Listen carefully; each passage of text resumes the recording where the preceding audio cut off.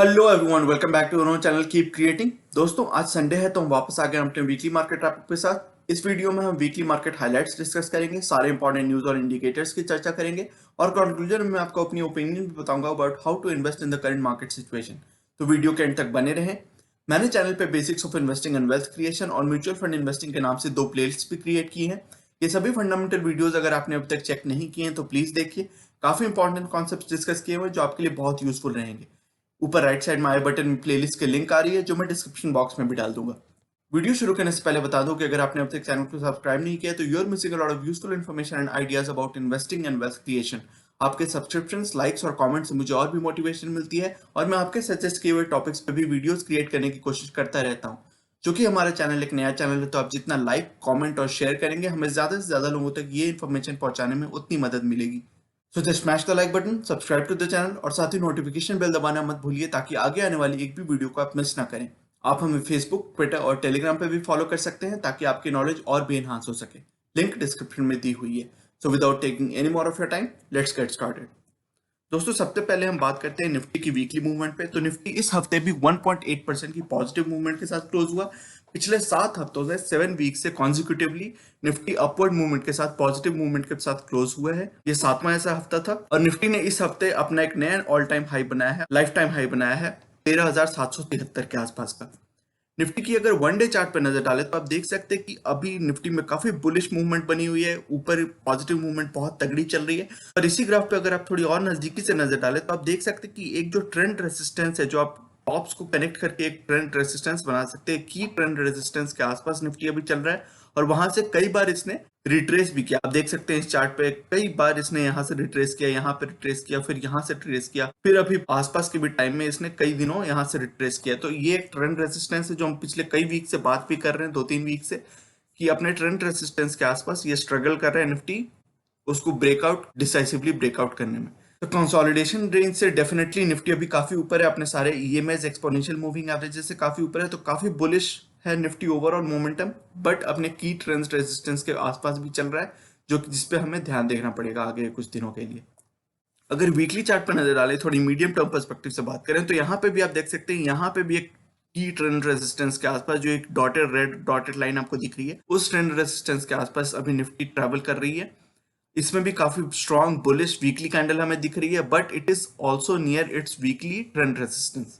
Bullish signals persist, जो हम यहाँ पे देख रहे हैं, वीक ऑन वीक हमेशा पॉजिटिव मूवमेंट रह रही है, काफी बुलिश मूवमेंट रह रही है, but volatility can continue because Nifty is near it's की ट्रेंड रेजिस्टेंस।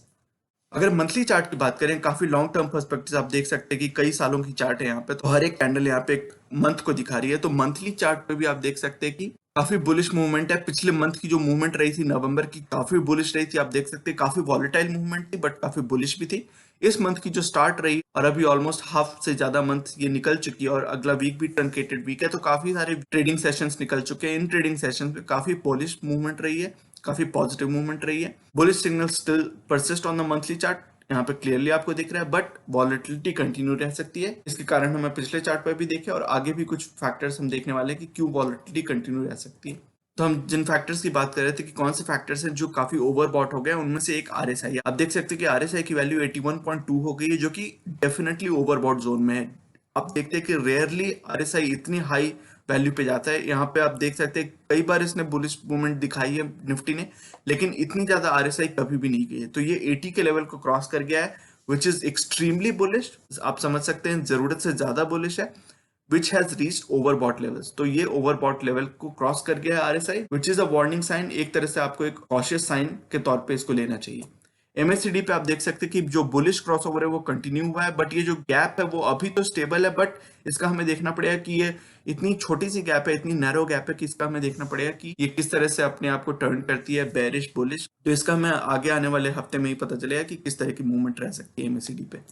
कोविड रिलेटेड कुछ इंपॉर्टेंट न्यूज और नंबर्स की अगर बात करें, तो इंडिया में जो टोटल नंबर ऑफ केसेस है वो उन्होंने 1 करोड़ क्रॉस कर दिया है। तो ये एक लैंडमार्क फिगर जो था, एक इन अ बैड सेंस एक लैंडमार्क फिगर था, वो 1 करोड़ का, और उसको क्रॉस कर दिया इंडिया में। 1.45 लाख लोगों की मृत्यु हो चुकी है, उनकी डेथ हो चुकी है, तो which is a very sad figure. But there is still a silver lining, क्योंकि जो डेली नंबर ऑफ केसेज है, जो डेली नंबर पे न्यू केसेस आ रहे हैं वो काफी ड्रॉप हो गए। 25 to 30,000 cases on a daily basis अभी आ रहे हैं, और रिकवरी रेट भी काफी अच्छी हो गई है, 94-95% के आसपास हो गई है। तो ये दोनों नंबर्स काफी अच्छे हैं, but total number of cases काफी ज्यादा है। आपको पता होगा वर्ल्ड में इंडिया काफी ऊपर रैंक कर रहा है in terms of total number of cases, लेकिन अच्छी बात यह है कि जो नए नंबर ऑफ केसेस है ऑन अ डेली बेसिस वो काफी कम हो गए हैं despite the winter season and despite the festive season. अब गवर्नमेंट ने एक प्लान डिलीनिएट किया है फॉर वैक्सीनेशन। तो सारे स्टेट्स के लिए एक वैक्सीनेशन प्लान डिलीनिएट किया है गवर्नमेंट ने, सेंट्रल गवर्नमेंट ने। A digitised platform called CoWIN will be used to track enlisted beneficiaries। तो जो भी ये नॉन गवर्नमेंटल इंस्टीट्यूशंस हों या गवर्नमेंटल इंस्टीट्यूशन हो, वो सभी रजिस्टर करेंगे कोविन पे और वो सभी डिस्ट्रीब्यूट करेंगे, एडमिनिस्टर करेंगे ये वैक्सीन को, और उसकी ट्रैकिंग रखी जाएगी। Only pre registered beneficiaries will be allowed at the vaccination site and on spot vaccination will not be available. तो इस प्लेटफॉर्म पे लोगों को रजिस्टर करना पड़ेगा, बेनिफिशियरीज को, यूजर्स को, और उस हिसाब से उसकी एडमिनिस्ट्रेशन की जाएगी। इकोनॉमी से रिलेटेड कुछ इंपॉर्टेंट न्यूज और इंडिकेटर्स की अगर बात करें तो मैक्रो इकोनॉमिक अपडेट्स में सीपीआई यानी consumer price index, WPI wholesale price index, fuel demand और अनएम्प्लॉयमेंट रेट की आप डेटा यहाँ पे आराम से वीडियो पॉज करके पढ़ सकते हैं। मैं क्विकली एक ओवरव्यू दे देता हूँ।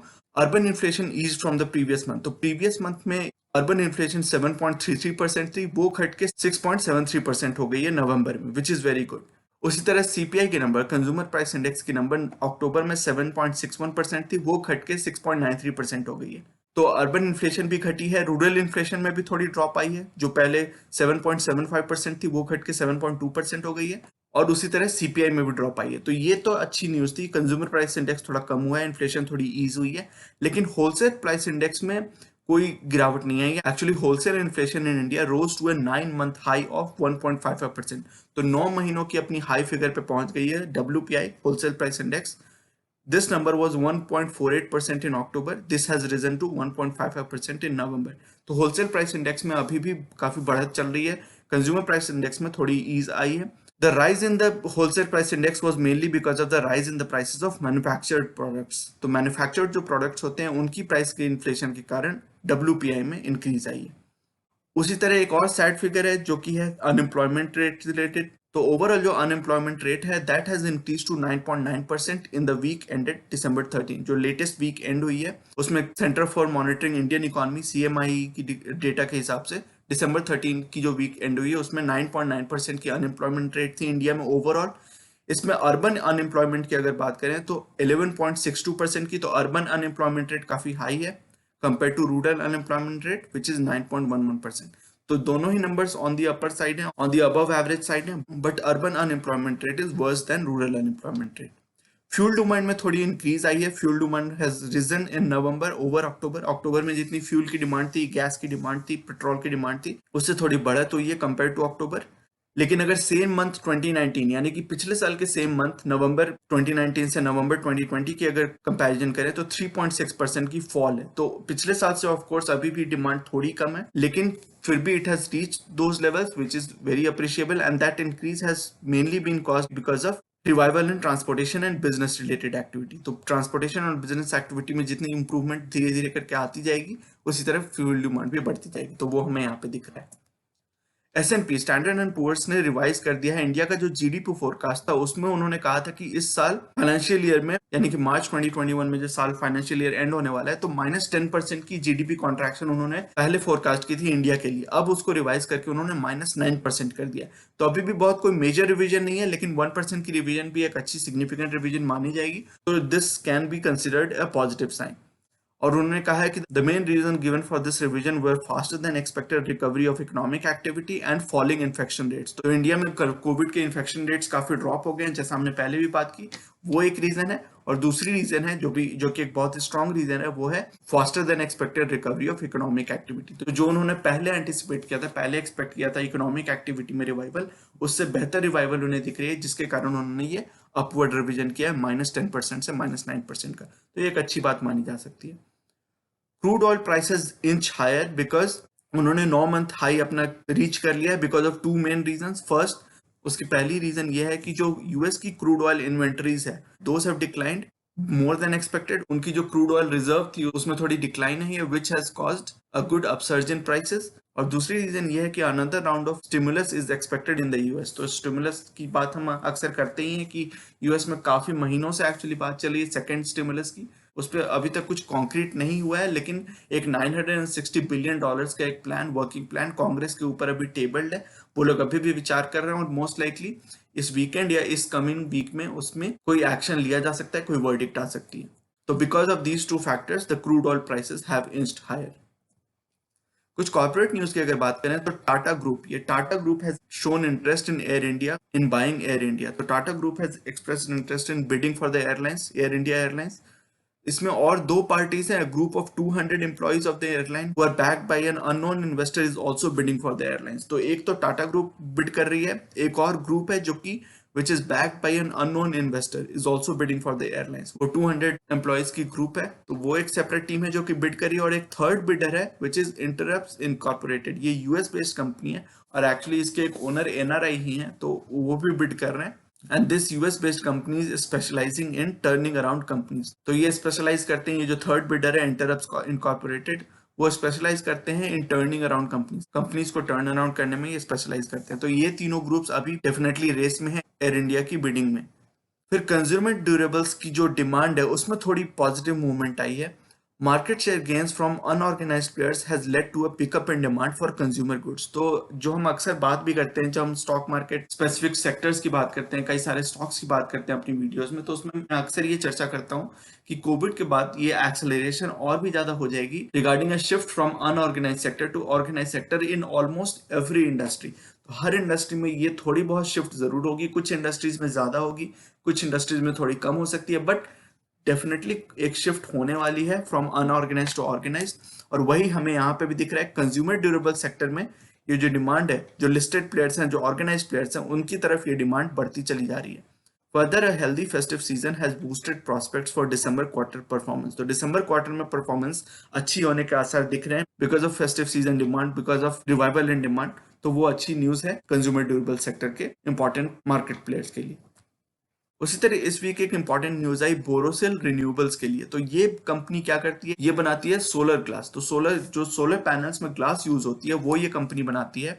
और इसमें जो एक अचानक से आपने देखा होगा कि एक दिन ये 20% बढ़ गई, फिर अगले दिन 10% बढ़ गई। तो उसमें जो ये अपसर्ज आई, इतनी इन्वेस्टर इंटरेस्ट आई है, उसके पीछे का कारण ये था कि an import tax of nearly 10% is likely to be levied for 5 years on textured, tempered, coated और uncoated glass imported from Malaysia. तो मलेशिया से काफी इंपोर्ट होती है सोलर ग्लास की, जो कि टेक्सचर, टेम्पर्ड, कोटेड और अनकोटेड ग्लास होती हैं, जो सोलर पैनल्स में यूज होती हैं। उस पर इंपोर्ट टैक्स लगा दिया है गवर्नमेंट ने 10% का। तो इससे डायरेक्ट फायदा होगा वो जो डोमेस्टिक प्लेयर्स हैं, जो डोमेस्टिक प्रोड्यूसर्स हैं सोलर ग्लास के, उनको डायरेक्ट फायदा होगा। और बोरोसिल रिन्यूएबल्स उनमें से एक इंपॉर्टेंट प्लेयर है, तो इसका फायदा इसको जरूर होगा। And this company is the sole manufacturer of such type of glass in India. तो ऑब्वियसली जब एक सोल मैन्युफैक्चरर है और बाकी प्लेयर्स से जो इंपोर्ट होती है उस पर अगर इंपोर्ट ड्यूटी लगा दी जाएगी, इंपोर्ट टैक्स लगा दी जाएगी, तो ऑब्वियसली इस डोमेस्टिक प्लेयर को फायदा होगा, जो कि हमें यहाँ पे दिखा इस हफ्ते की स्टॉक में काफी मूवमेंट, अपवर्ड मूवमेंट हमें अच्छी तगड़ी खासी दिखी।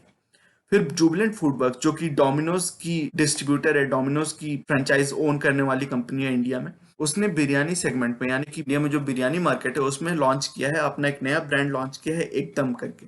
तो उसमें 3000 करोड़ की ये मार्केट सेगमेंट है, उसमें एक नया अपना फोरे किया है जुबिलेंट फूडवर्क्स ने। तो ये एक अच्छी न्यूज हो सकती है, क्योंकि अगर एक नीश मार्केट को ये टारगेट करते हैं, इनकी सप्लाई सिस्टम, इनकी सप्लाई चेन तो स्टैब्लिश्ड है ही, अगर ये अपने डिस्ट्रीब्यूशन नेटवर्क को लेवरेज करके एक अपनी नीश क्रिएट कर पाते हैं इन दैट बिरयानी मार्केट, तो वो एक अच्छी बात होगी, कंपनी उसमें और अपनी मार्केट शेयर गेन कर सकती है इन द कमिंग ईयर्स।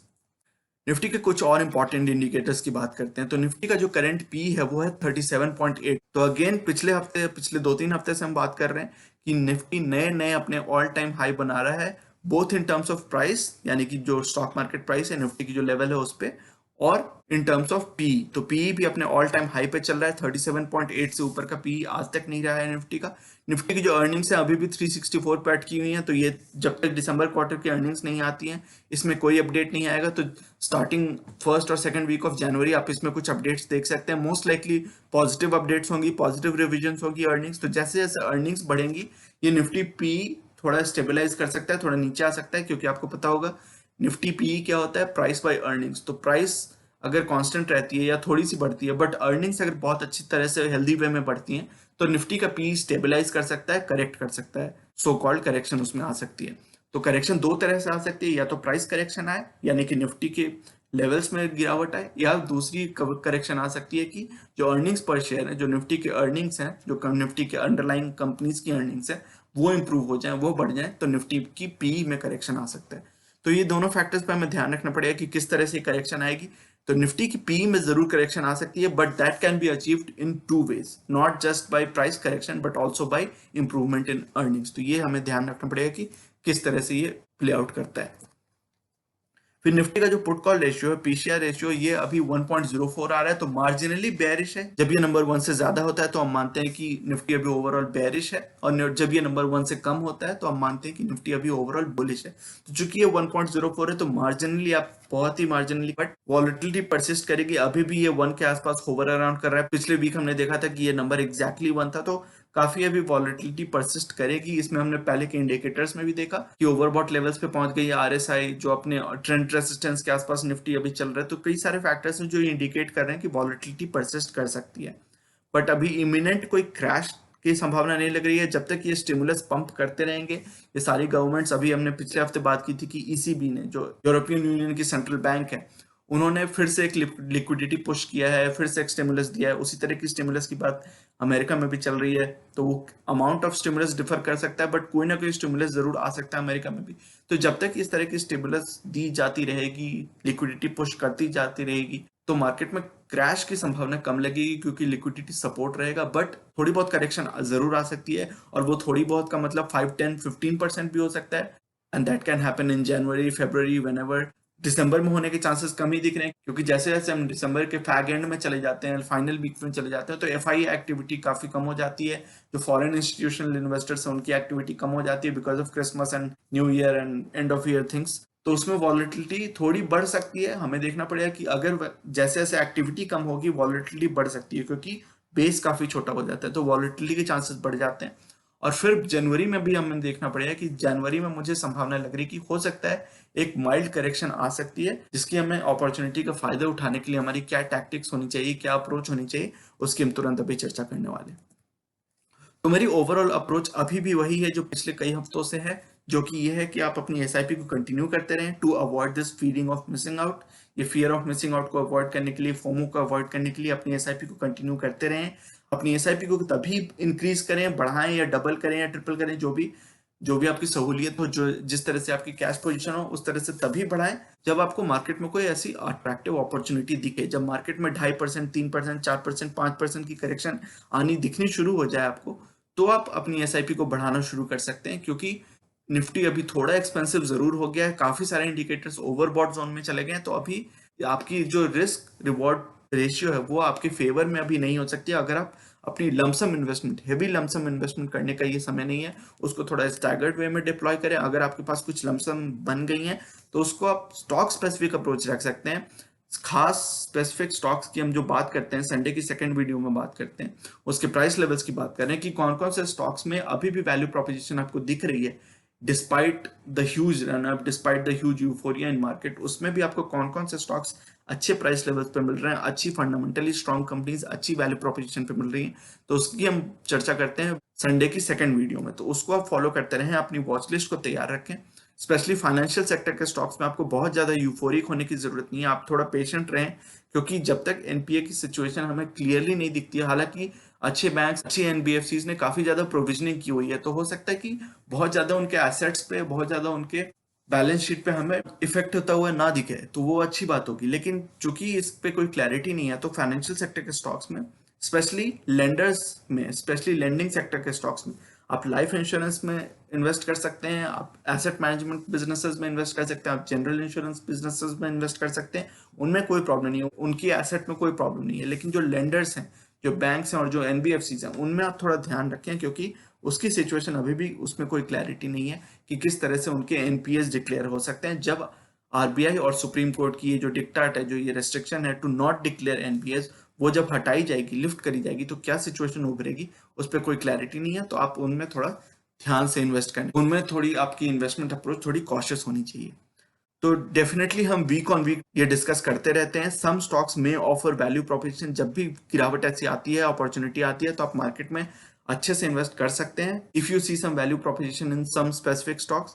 उसकी चर्चा हम वीकली बेसिस पे करते रहते हैं। Best stocks to buy now video में, जो संडे की सेकंड वीडियो होती है, उसमें आप हमारे टेलीग्राम चैनल को भी ज्वाइन कर सकते हैं। जो भी स्टॉक्स हम वीकली बेसिस पे रिव्यू करते रहते हैं, फॉलो करते रहते हैं, वो वॉच लिस्ट तैयार रखते हैं, तो उनमें से कोई भी स्टॉक्स अगर मुझे अच्छी प्राइस लेवल्स पे दिखते हैं तो मैं क्विकली एक नोटिफिकेशन आपको भेज देता हूँ टेलीग्राम चैनल पे, ताकि आप अपनी इन्वेस्टमेंट फ्रेमवर्क में, अपनी थॉट प्रोसेस में उसको एनालाइज करके आप डिसीजन ले सकते हैं कि अगर उन स्टॉक्स में आपको इंटरेस्ट पैदा होती है लॉन्ग टर्म इन्वेस्टिंग के मोटिव से, लॉन्ग टर्म इन्वेस्टिंग पोटेंशियल देख के, और वो प्राइसेस आपको अगर पसंद आते हैं करंट प्राइसेस, तो आप उसमें कुछ एक्शन ले सकते हैं depending on your discretion, depending on your thought process. तो मैं आपको एक प्रॉम्प्ट भेज देता हूँ, एक मैसेज की तरफ आपको चला जाता है, एक नोटिफिकेशन चला जाता है, और क्विकली आप उस पर रिव्यू कर सकते हैं, उस पर एक्शन ले सकते हैं as your investment framework allows. Keep building cash position, जैसा मैंने पहले भी जिक्र की, आप अपनी कैश पोजीशन को बिल्ड करते रहें, उसको रोबस्ट हेल्दी वे में बना के रखें। दिसंबर के एंड में या जनवरी में अगर कोई करेक्शन आती है तो आप उसका फायदा तभी उठा पाएंगे, उस अच्छी मार्केट अपॉर्चुनिटी का फायदा तभी उठा पाएंगे जब आपकी कैश पोजीशन अच्छी, हेल्दी, रोबस्ट बनी हुई होगी। और उस केस में आप अच्छे स्टॉक्स को आइडेंटिफाई करके, अपनी वॉच लिस्ट को सॉलिड वे में तैयार करके, अच्छे लेवल्स पे उन स्टॉक्स में अच्छी खासी इन्वेस्टमेंट डाल सकते हैं। तो that will only happen when you keep building your cash position and deploy it intelligently. तो हम उसकी वीकली बेसिस पे रिव्यू करते रहते हैं, अपने अप्रोच को रिव्यू करते रहते हैं, चेंज करते रहते हैं एज सिचुएशंस डिमांड। तो उसकी हम चर्चा हर वीक करते रहते हैं। हम अपने best stocks to buy now की भी लिस्ट को अपडेट करते रहते हैं हर वीक। तो इन सारी चीजों को आप अगर करते रहेंगे तो you will always find opportunities in the market irrespective of what the index level is. तो मैं होप करता हूं, मैं उम्मीद करता हूं कि ये सारी इन्वेस्टमेंट फ्रेमवर्क, ये सारी थॉट प्रोसेस आपको हेल्प करेगी अपने लॉन्ग टर्म इन्वेस्टिंग अप्रोच को थोड़ा फाइन ट्यून करने में, थोड़ा स्ट्रीमलाइन बना के रखने में। तो दोस्तों, ये था आज का वीडियो। ये सेइंग जो कि है नॉलेज इज पावर सुप्रीम, ये इस चैनल का मिशन है, जो कि है आप तक सही नॉलेज पहुंचाना। आगे आने वाली हर वीडियो में हम बहुत सारे इंटरेस्टिंग टॉपिक्स को डिस्कस करेंगे और मैं आपके लिए यूजफुल आइडियाज और टॉपिक्स लाता रहूंगा। इसी तरह हर वीकेंड हम वीकली मार्केट अपडेट्स और अपने views about the current market situation भी डिस्कस करते रहेंगे। So you should definitely subscribe to the channel and remain posted for further updates. अगर आज की वीडियो कंटेंट आपको पसंद आया है तो वीडियो करें लाइक। अगर आपको लगता है कि इस इन्फॉर्मेशन से किसी की मदद हो सकती है तो इसे अपने दोस्तों और फैमिली मेंबर्स के साथ शेयर करें और चैनल को करें सब्सक्राइब। मिलते हैं अपने अगले वीडियो में एक और टॉपिक के डिस्कशन के साथ। तब तक के लिए take care and see you soon. Bye bye.